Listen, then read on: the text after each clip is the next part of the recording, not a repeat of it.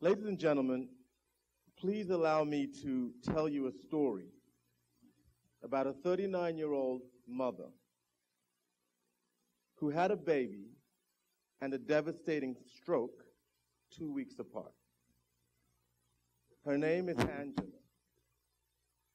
It is a story of survival, full of love and death.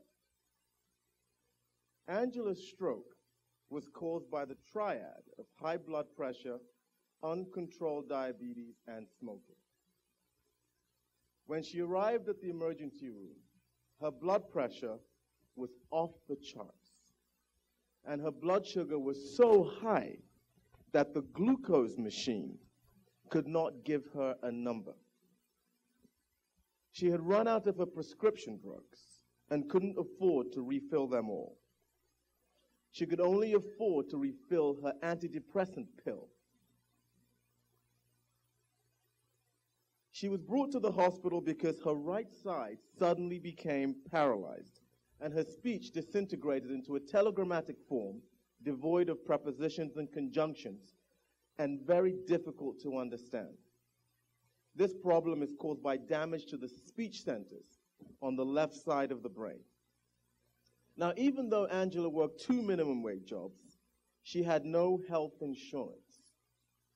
Between the rent and her 3 children, one of whom was sick, she just could not afford it, and her employers did not provide it. Angela was returning home from the hospital when her illness struck. She had been visiting her baby, who was being treated in the hospital for failure to thrive. Her baby's name was Jonah. Unfortunately, Jonah did not survive. He died the day after Angela's stroke, on a bed 3 floors above his mother, who was on the stroke unit being cared for by me. Imagine that. Imagine suffering a stroke and losing a baby at the same time.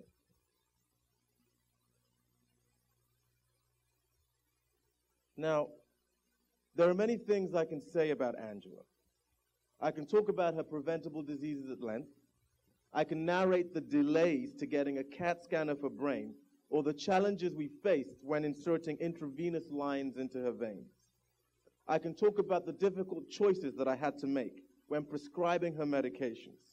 Choices based not on best medical practice, but on what she could and she could not afford.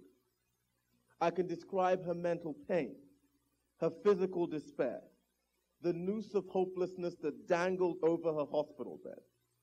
I can show the flaws in our healthcare system, the resource inequities, the insurance labyrinth, the moral calamity of crumbling cares, the human cost of broken promises. Perhaps all men are not created equal. Perhaps they are not endowed with certain unalienable rights. Perhaps life, liberty, and the pursuit of happiness is only reserved for a few.